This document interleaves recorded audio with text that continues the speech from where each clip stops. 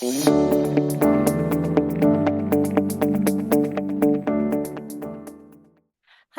I'm Robin Vitucci. On behalf of the AFT, welcome to Teaching. This is the fourth episode of our conversation series that gives real-time insights into the goals, challenges, and successes of two early career teachers. Each episode, our teachers are joined by a veteran AFT leader in professional development to hear their stories and provide some guidance on their journey of teaching. You can find this episode, along with the others, on AFT's sharemylesson.com. All episodes include accompanying links and resources to go along with the discussion. Now let's get into this month's conversation, Teacher Wellbeing. Our teachers once again are Sam and Kelly. Why don't you two remind everyone a little bit about yourselves and your teaching experience? Kelly? Yeah, hi, I'm Kelly Stanifer, and I'm a second-year teacher in a third and fourth grade autism unit in Cincinnati Public Schools, and I switched from a kindergarten autism unit last year in a different Cincinnati Public School. Yeah, and I'm Sam Ramey. I teach seventh grade social studies, also in Cincinnati Public Schools. This is year 2 for me in CPS. So I'm excited to be back after a couple months off from podcast, that is. Well, thanks. And now I'll introduce our expert for this episode. Tina Behlos-Hernandez earned her Bachelor of Science degree in Elementary Education and Psychology from Seton Hall University and her Master's of Arts in Counseling Psychology with a certification in school counseling from New Jersey City University. After earning her degree, Tina joined the North Bergen, New Jersey School District as a third and fourth grade classroom teacher and was then promoted to school counselor. Tina is an accomplished educator with multiple decades of experience supporting working with learners. In her spare time, Tina facilitates mentoring and counseling sessions. Additionally, she hosts public speaking and theater groups to inspire young people to express their creativity through the arts.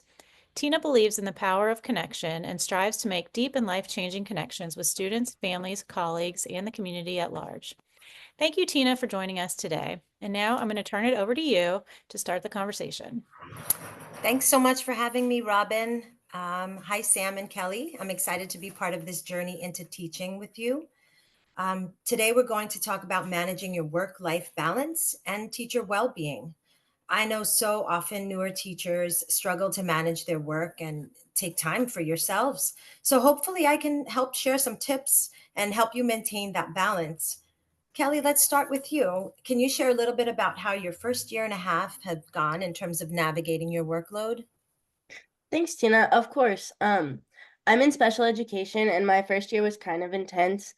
I know I may be biased and naive, but I do think special education, specifically specialized classroom teachers, have a super heavy workload.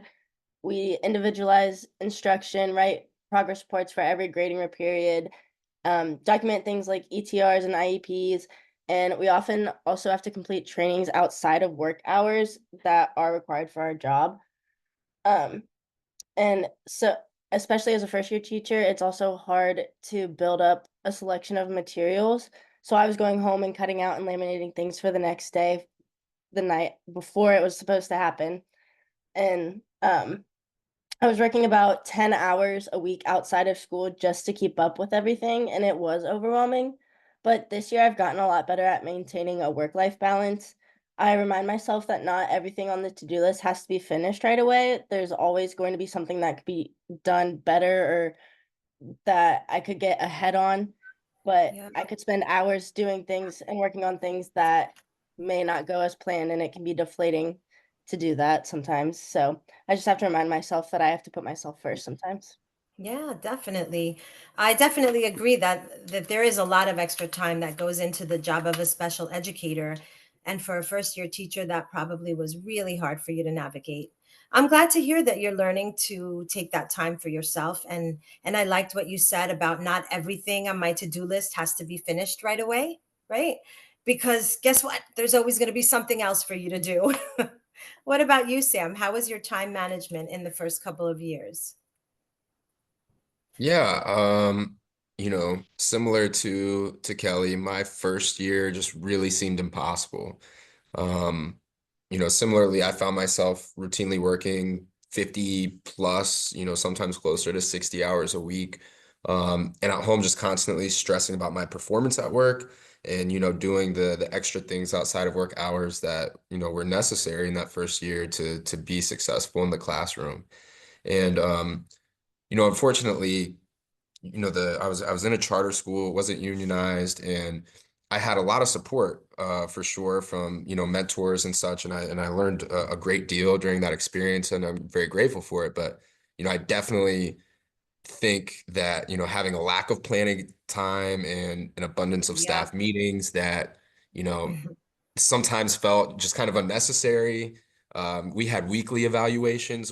I was evaluated every week. And on top of that, there may have been even like little pop-ins from somebody. So like you kind of always felt like you were on your toes, and the school just kind of seemed like a business instead of a school.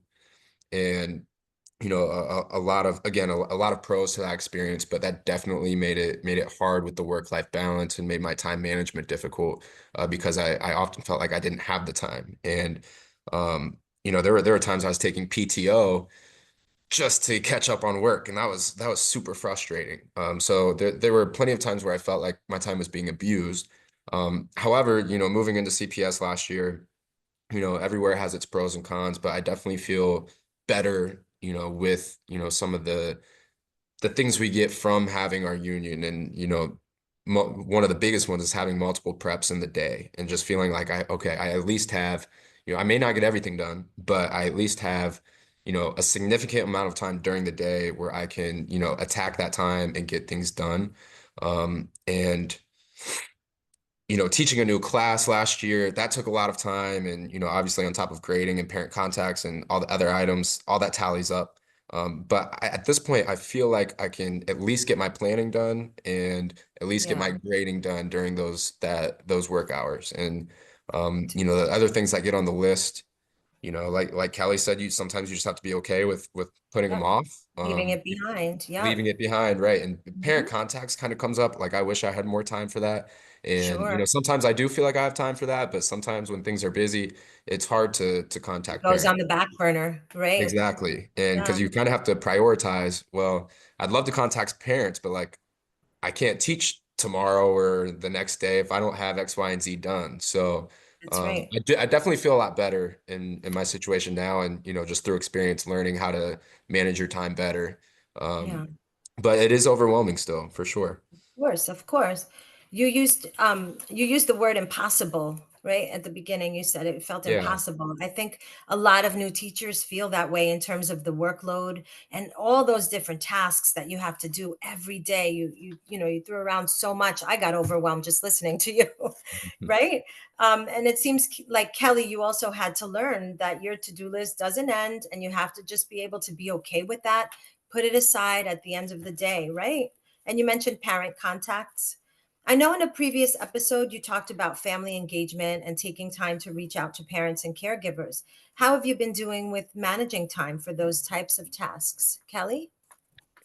Yeah, so after talking in the previous episode, I've been a little bit more strategic in planning times to build in communication.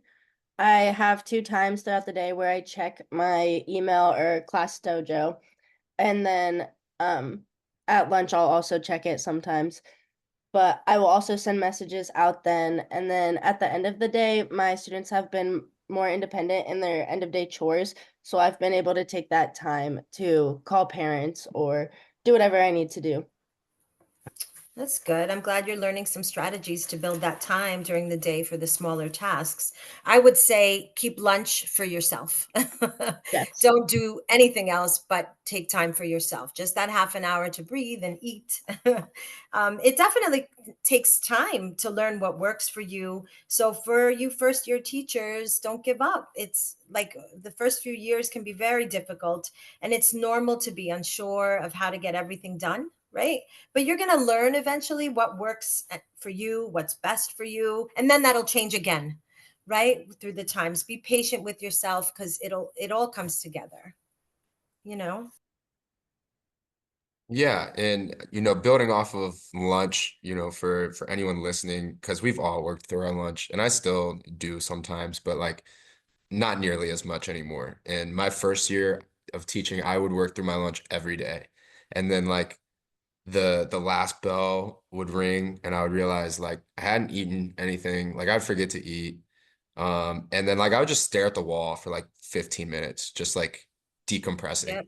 Yep. And like it was just a Yep. lot. So like, but like I really prioritize, that time to just relax and, eat obviously, but also, Yeah, it's really maybe important. put something Yeah, fun on my computer or whatever, just to kind of relax and decompress during the day and get that little break. absolutely. But, Absolutely. in regards to parent contacts, I'm still figuring out how to, most effectively fit that into the schedule. Hmm. I do feel like I'm getting a little better. We got some tips to just kind of block out the first 5 minutes of each prep and knock some out there. And, I'd be lying to say that I've done that consistently, but I am trying more to do that consistently and make time for that. So it's getting a little easier, especially, learning to manage time Yeah. more. But it's still hard. And Yeah. I mean, I'm you both are learning what works for you, right? You're right. you're learning how to manage your workload, and that is like so important to maintaining your own well-being, to avoid, burnout, because that happens to so many new teachers, right? Um, Here's a couple of strategies that I can suggest for you guys, for all new teachers and veteran teachers as well. Um, Set boundaries with your time, right? Every minute of your lives does not have to be consumed with your work, right? With, oh, I have to do this, I have to do that. You have to be selfish at times, right? Um, I make this a routine for myself every day. I make a goal of finishing my work at my desk. If I have an extra 40 minutes at the end of the day, I will finish my work at my desk and not take anything home. Unless it is absolutely, absolutely necessary that you bring paperwork home, do it once a week or twice a week. Like Wednesday's my day to work those extra 2 hours, because you have to have some time for yourself, right? Prioritize only high impact stuff and set realistic goals for yourself to complete every day. And definitely respect your personal time. Do not answer emails outside of work hours. I know that that can be hard, right? But Mm. try your best not to do that, right? Let's talk about other stressors that you might be dealing with as newer teachers. Sam, what aspects of your job can cause you stress? And this is loaded. I'm Yeah, sure it there's a is lot, loaded. right? And I just wanted to touch on something you said about like making a day to grade or not even necessarily grade, but just like having a day to get things done and not always taking things home. And Yeah, it kind of made me remember some advice I got one time about like in the moment grading and incorporating that to limit your like post hours grading. So like sometimes, and I haven't done this as much recently, and honestly, I should go back to it because it's helpful. Like having a clipboard with your roster and then doing points in the moment while kids are working and like yep, giving them credit for, not only participation, but obviously looking for, check for understandings. Um, and absolutely. having goals and such. And then, your grading could be done for that day and you did it during the hours. And it's not like they're 100%. turning in a bunch of stuff and you have to go through it. So that just made me think of that because I think that's good advice of, definitely not taking stacks of papers home with you. Yeah, It's no fun. And I would say, to your question of triggers, that has definitely been a trigger at moments of, feeling like I'm coming home with a bunch of stuff to do, the overwhelming to-do list that is sometimes hard to, put aside and not think about. But yeah, like as I've gotten better managing the to-do list or I would say at least better managing, understanding that not everything can get done. Some other things are like, what's really stressing me out recently is just feeling like I'm playing a lot of different roles at school.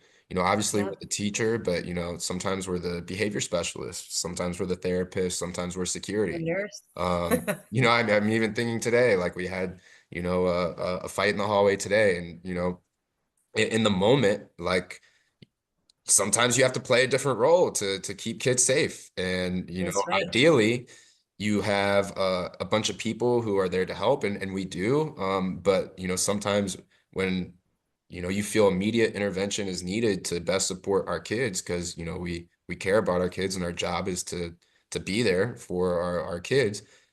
you have to take on these different hats, and that's definitely challenging.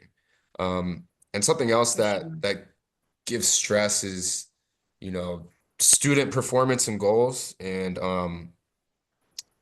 getting into kind of a rut of, I don't want to say over prioritizing it, because that is the ultimate priority. That is our job title as teachers. But like, I think sometimes I get really stressed when that's my only focus, and forgetting that there are outside things that also help with their performance, like, relationships, and Mhm. creating a space that is safe Connections, for them, absolutely. and including fun in the classroom. Like, I notice that, I get most stressed when I forget to have fun with the kids, and ultimately, fun is going to help them learn.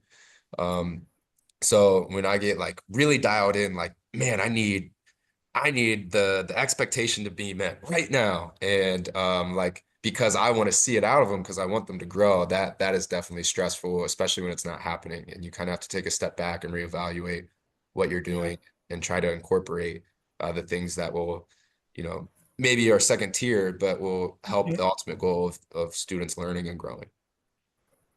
Yeah, Yeah, Sam, I have a very similar stressor to you. I think that I have a hard time balancing between caring too much about the emotional well-being and the emotional success, and the between the educational success of our students. I get in the same stage where I try to have all my expectations met super fast, and I'm like, that's when I end up getting most stressed. But there are the things like testing and grades and all of that that I want my students to be successful in, and I want them to meet their IEP goals, because I do think they're important for each student. But I have caught myself thinking, like, you can't think about this outside of work right now, and think about it later. And I do worry about like my children's home life sometimes, and all of the emotional things yeah. that go on in their Of life. course, of course. I think it can be so easy to become burned out when you're focusing on your students. And that honestly, that shows you're human. You really care about them. And you need that energy to invest in them to help them grow. But it's also really important that you don't let that overwhelm you, right? Going home at night thinking, oh my gosh, what's going on in Johnny's home tonight? He mentioned something, that can really overtake us. I have often, to show the importance of self-care, use the analogy of the flight attendant demonstrating flight safety to passengers, right? So they're showing us the oxygen masks. When the oxygen mask falls, make sure you put the mask on yourself first before you help your family member or your neighboring passenger. And that's just a reminder to help you breathe, right? You're of no good to anyone else if you cannot breathe and you cannot function, right? So you have to take time to do things that help you breathe before you can focus on student growth, success, or connection, right? We're not machines. We're not like robots. We entered education as a calling and a love of children, a love of learning with a certain level of empathy and compassion, right? Turning off those feelings, like on and off switch, is really hard to do. And it can be overwhelming, but it is really good practice to practice that, right? To continue to repeat something to yourself, like, I will leave this here. I will think about it tomorrow. This is still going to be here tomorrow. I'm not going to bring this all home with me. Self-care, physical activity, doing things that bring you joy, connecting with people and others, asking for help when you need it. Those are just some ways, like, to make your life a little easier, that balance a little more even. Yeah, I really like the flight attendant analogy, because I really have seen where you do have to take care of yourself first. Actually, yesterday I ended up going home early because I pinched a nerve in my back, and I was gonna try to push through, but then I was like, Oh if I no. keep going, then I'm just not gonna, it's gonna hurt worse. So I'm gonna go home and take care of myself. And I do feel like I came back refreshed today and ready to tackle everything. Um, and I can really tell a difference in the days where I took care of myself the night before and the ones where I pushed myself too far, because I do think I'm more patient and able to think clearly and adjust to my Yeah. students' needs better. Um, Mhm. on the days where I'm kind of myself, I can tell I'm short and the kids don't necessarily want to be around me as much. Yeah, I think it's often forgotten or maybe just not even uh really thought of in the first place of like how much of teaching for someone who's not in the profession, like how much energy it takes and the responsibility when you are responsible for, X amount of kids depending on your role a day. And then in whatever capacity that is. And like, you talk about, your situation yesterday, and it's like you can't really do your job. Like if I get, sick, and it's like, all right, like I really can't like show up with the flu and do my job. It's not like I can just open my computer and start doing work. And like it's really important. And Kelly, I feel the same way because I've caught myself, completely overstressed or overworked or pushing the line too hard. And like I think ambition is great, and I think ambition in education and doing the most we absolutely can for our students is awesome. But like at some point you have to take a step back and take care of yourself because when you're dealing with children, they need your very best. And I've noticed when I'm not my very best, sometimes that comes out on the kids. And sometimes I take out my stress on the kids or my problems on the kids, and that's, as the adult in the room, just completely, unfair and inappropriate. So, it's important to take care of ourselves to make sure those things don't happen. And, it's funny now because if I do get in one of those modes, my kids now realize it, and they'll just start making fun of me and, start telling me like, Mr. Ramey, you having a bad day? Like, what's going on? Like, they use the term now, crash out. That's their term. Like, oh no, is Mr. Ramey gonna crash out? What's going on with Mr. Ramey? Like he's not acting himself. And it's like, oh man, like it's kind of nice because it's an instant, kids are brutally honest, and Yes, it's an they are. instant wake up call. Like, okay, like I do need to take a step back and take care of myself so I can be, the best version of myself, Of for these course. kids, like, your example as the flight attendant. So, I feel like when I'm relaxed and I approach my class with, love, fun, and support, obviously, with high expectations, I Yep. think the learning is happening more. And, that is That's attributed great. to work-life balance in a lot of different ways. That's great. I like that you're both so aware of how, like, when you're taking care of yourself, you produce something better for your class, right? Your students. Your students will benefit a lot more, or just overall, that you take time for yourself outside of school. So don't feel guilty to not be doing it. This is for you, for them. I give you the relaxed version of me. I give you the kinder, gentler version of me when you practice self-care and you're kind to yourself. Are there any specific things that you do for yourself to manage your own stress, Sam? Yeah. You know, I've learned so much through this experience doing these podcast sessions. And one of the things that I'm most grateful for, and it might be even one of the more smaller things, is we talked about breathing techniques, and box breathing. And you breathe in for slowly for 4 seconds, you hold for 4 seconds, you breathe out for 4 seconds, and hold for 4 seconds.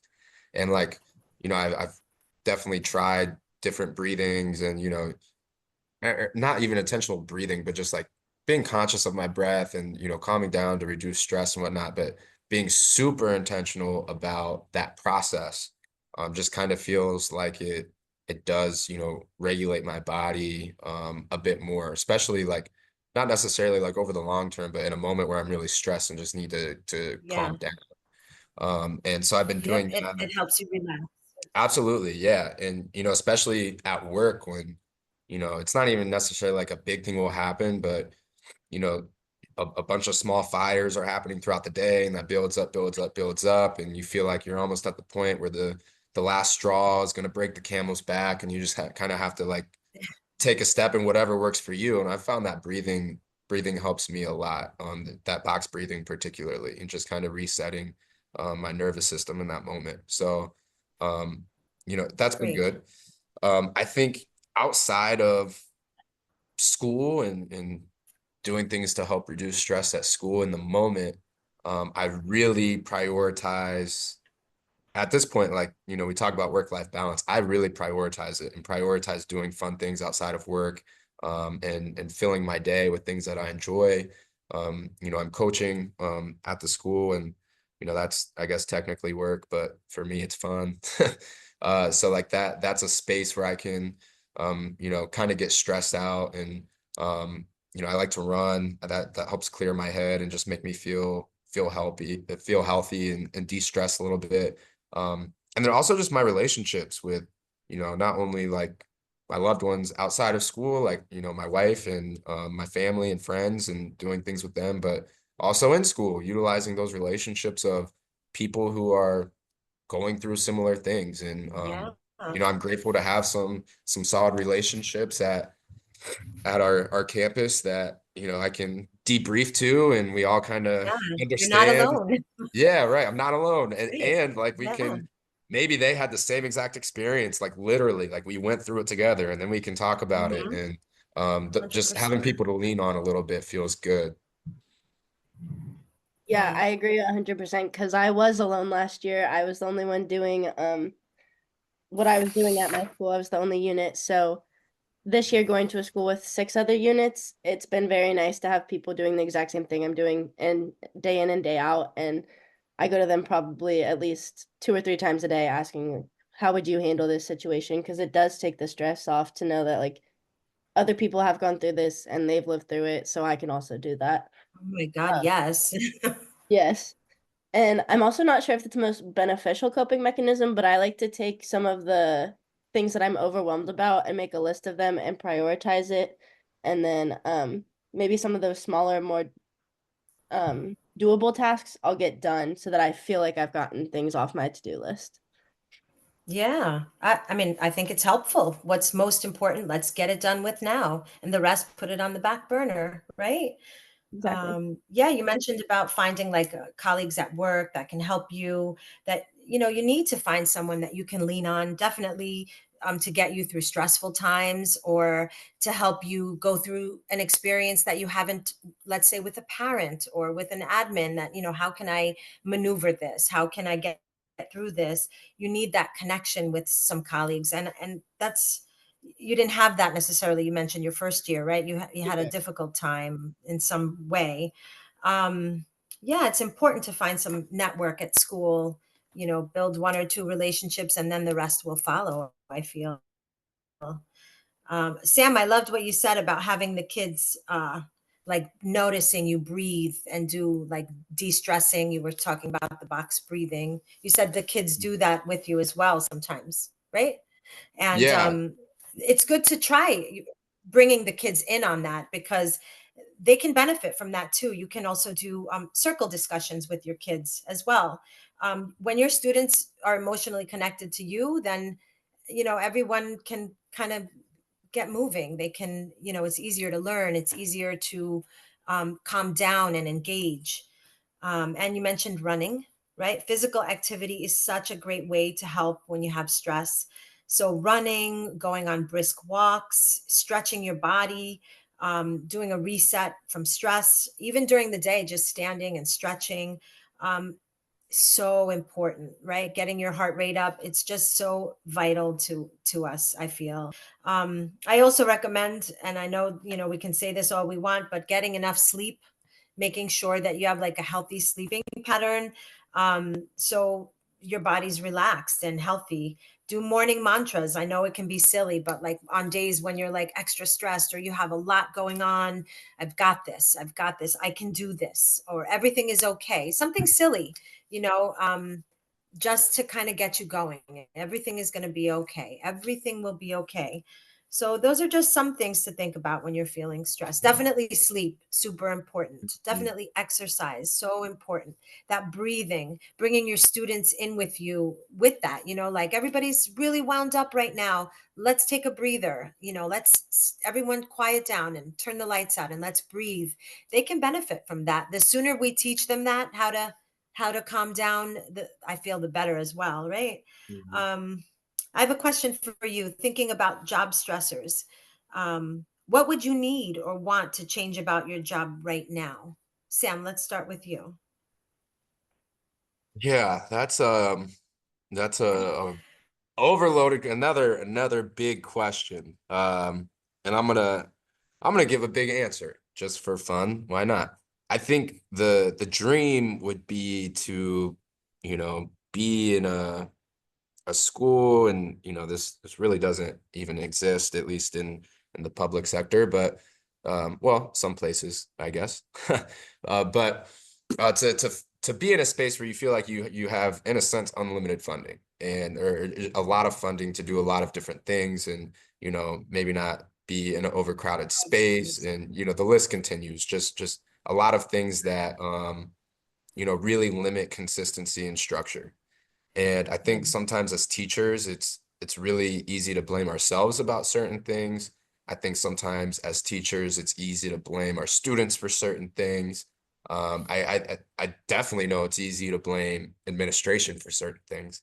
And in reality, like, we all play a part. We all have, high standards that we need to meet, and we definitely can do things better as a collective. But I also know that you know, things would be a lot smoother if we were confident we had all the tools to do what we needed to do. And, everybody feels pressure from, obviously we see our kids feeling pressure. We feel pressure. We experience that ourselves. I know our administrators and principals feel pressure. And, at times what our roles feel impossible. And I think creating more consistency with more resources to do our jobs and support our students could go a long way. And, I'm sure we could have Yeah. a whole podcast series on how to make that happen, and it's not going to happen in the next 15 minutes. But ideally, that would be the goal, to be in a space where you are confident that plans are set in place, and those plans are supported Yeah. by resources and Students get tools what they to need. help you. Yep. Yeah, No exactly. limits. Yeah, that's a great answer. How about you, Kelly? Um, Sam was talking a lot about pressure, and I think something that puts pressure on a lot of teachers is standardized testing. I know it's a special education teacher's worst nightmare Mm. because I don't feel like it's geared toward our students at all. I think it's good to get a benchmark for, I see the potential in it and the positive sides to it, but I do think there's ways that we could improve it to make sure it's truly assessing all students' ability and not just their ability to take a test. Yep, that's true. That's true. Um, if for advice as well, connect with your union, guys. Connect with your union representatives. They can help you through advocacy, right? Um, we have so many professional learning opportunities, social events to, get in touch with, that can help you find those resources as well. And remember, always remember your purpose. Why are you there, right? For your students. This connects back to the earlier conversation about the stress you feel about student success and performance. And like those standardized tests just amplify everything, right? For teachers having to prepare for tests, worrying about the outcomes, how is this going to impact our jobs and stuff? So, yeah, I mean, it's difficult. Yeah, I think this Right? is one of those Yeah. interesting topics too for the podcast, because Kelly and I are in on complete different sides of this, where, Kelly has all this pressure for standardized testing with her kids, and I'm in an area that's not tested. So, she gets to feel the pressure of it, while I get to feel the kind of the freedom of, Mhm. positive things that can happen when there's not that pressure. And, as Kelly said, I'm sure that standardized testing, we need it in some capacity, and maybe it looks different. We can reimagine how to make that more effective. But I definitely see how me not having stress about standardized testing helps in the classroom, and specifically, just Sure. flexibility with the curriculum, right? We have, for example, we have our first half of the year, we're mostly talking about, the beginning of democracy in ancient Greece and ancient Rome. And somehow I've, in year two, have made that interesting to at least 51% of seventh graders. So I'll take over half as a win. But I was Yeah. surprised. I was Seventh like, graders. maybe this group of kids just really likes ancient history. I don't know. But I don't know. They were kind of into it. And then this year, especially with the election and just so much going on with the word democracy, like not having to worry about the rigid structure of standardized testing. Obviously everything I do is rooted in the standards and helping them achieve those because they're put there for a reason. But, I get to, incorporate, their interests and their questions and inquiries into the curriculum a lot more and have a lot less stress when I do that. And that helps them learn more because they are now more engaged. Things that we're talking about make a little bit more sense when we can talk about, ancient Rome and, its democracy and how that's similar to our democracy and how that's different and how, themes that happened then are happening now and, blah, blah, blah, blah, blah, blah, blah. But like, they're learning so much more about, really the larger Yeah, important you're helping to make it topics. relatable. Yeah. Right. And Yeah. like I'm not sure that I'd be able to do that if I felt the constant pressure that, hey, they have to take this test and know, all these different facts about ancient Rome, right? Like some may be Yeah. necessary, some may be a bit arbitrary. Um and so it allows us to just kind of give them a bigger picture of things and use more discussion and more instructional strategies that can engage them. So that's really cool. And when I was moving back to Ohio, I looked at other districts before coming to Cincinnati and researching some. I won't name them specifically, but there was a district with an opening, and I didn't even apply because there was some controversy over school board members criticizing teachers and what they were teaching. And I thought about, is that a place I want to work? And especially as a history teacher and how politicized teaching history has become, like is bizarre to me, one, but two, being in a place where you're constantly regulated and constantly have somebody looking over your shoulder and check-ins are great. And as a teacher and a professional, I need to make sure I'm addressing the standards and teaching to the standards. But I can also be engaging and not have to worry about either pressure of standardized tests or pressure of teaching in a very, very rigid manner, which is good. Yeah, that's great. I love that you're able to take the time to kind of adjust to what your students are interested about. And I do feel like how you were saying that the schools where teachers are being evaluated a lot, I do feel like things like that outside of work kind of affect all of our stressors inside work, like political things. Um, Teachers can feel like we're on an emotional roller coaster, and it definitely impacts our students. I know I've had parents recently ask me what our policy on ICE is, and I don't know, so I have to call the legal team and find that out, and that's just another thing on the um to-do list. Yes. Yep. And it is scary for the unknown for all of us, and just kind of figuring out what we're doing together.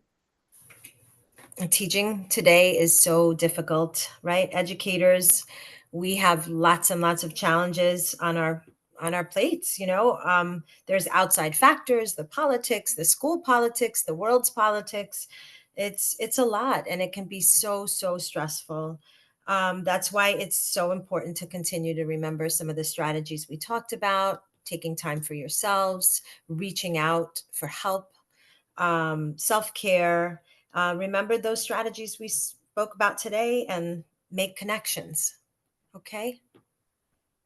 Wow, thank you so much. That was an amazing conversation. And I know that there's so many new teachers out there, and even people thinking about going into the profession. They have all these outside challenges to deal with, on top of the regular everyday challenges that you're dealing with. And it makes this profession so challenging. And I'm just very grateful to have all of you in it, working with our kids every day. So I want to thank Sam and Kelly for once again sharing your worries and experiences and just being so open and honest, to everyone. And thank you to Tina for joining us in this Yeah, episode to my provide, pleasure. yeah, thanks for the, important Challenging, strategies. but so rewarding, right? Exactly. Yep. Challenging, but And so rewarding. and hopefully other teachers who are listening were able to pull some of the strategies, and insights that you offered so that can help them, to learn and go forward tomorrow. So AFT will have some resources that connect with this episode. on sharemylesson.com, along with all of our other episodes. So join us there and join us next time on Welcome to Teaching.